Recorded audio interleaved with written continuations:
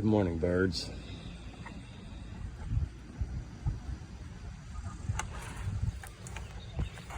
I know, I'm building your new coop. I'll get you all out of here soon enough. Oh, man. Too many birds. Too many birds.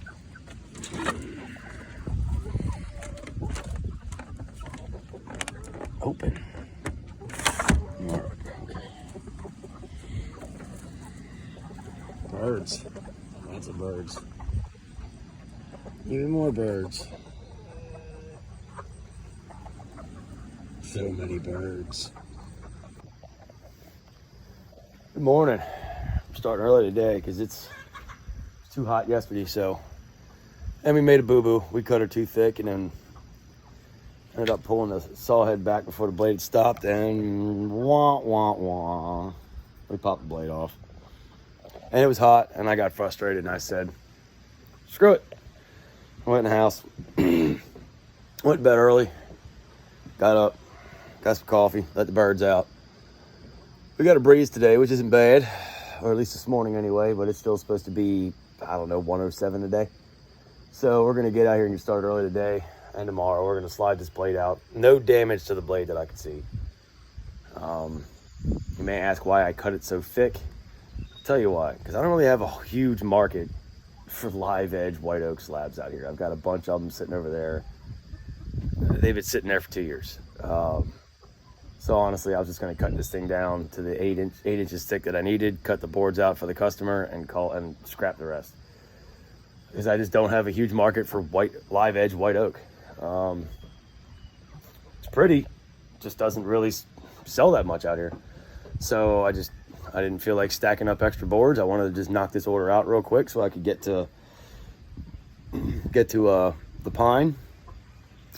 Obviously it didn't happen, but we'll move a little slower this morning. Yesterday we were just trying to work too fast to try to get done before it got too hot, but we just got too late of a start yesterday, so we're gonna chalk that up to a war. So I'm gonna hammer a wedge in down here. Oh, there's birds. I don't know if I can show it or not, but I'm gonna hammer a wedge in here to open this up. Should be able to slide that blade out pretty well. It's not wedged in there too bad. And then we'll cut a couple live edge boards, just I guess to have them, or we'll use them for something. I don't know. But that's the plan for the day, and then we're gonna work on some pine for this chicken coop. We've got more pine to prep for a larger order that we've got that we're gonna start probably early tomorrow morning. Yeah, more than likely gonna do that. So let's get after it. All right, we got it out. Took a little wedging, a little tapping, but we got it out. Don't think we damaged anything because it came off when the blade had all but stopped.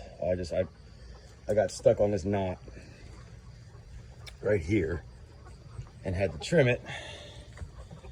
And I slowed the mill down, but it wasn't at a full stop, and I pulled the mill back a little bit so I could get some room to cut it with the saw there. And it popped the blade off. But again, it was going super slow, so we didn't hit anything. I don't see anything damaged on it.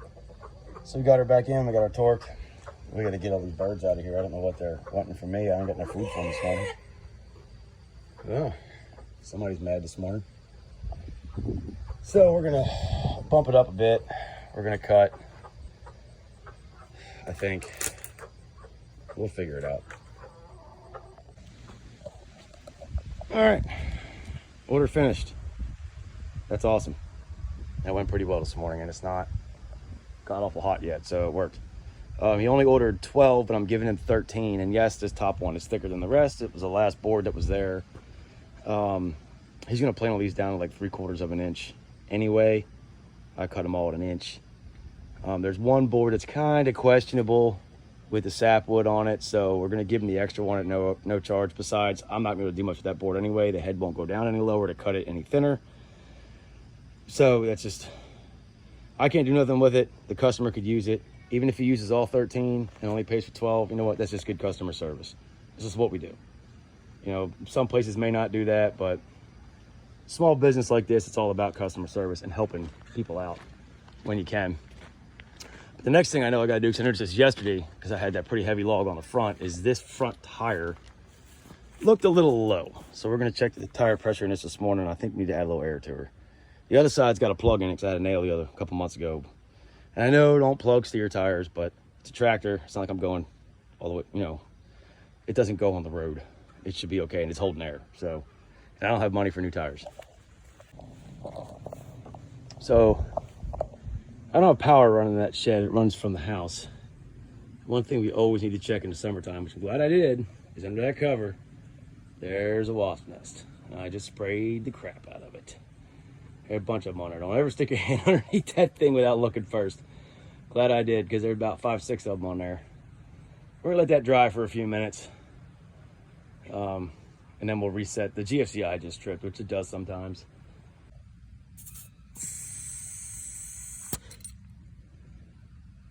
Yeah, she low. It's supposed to be 75 PSI in that. Airing up tires.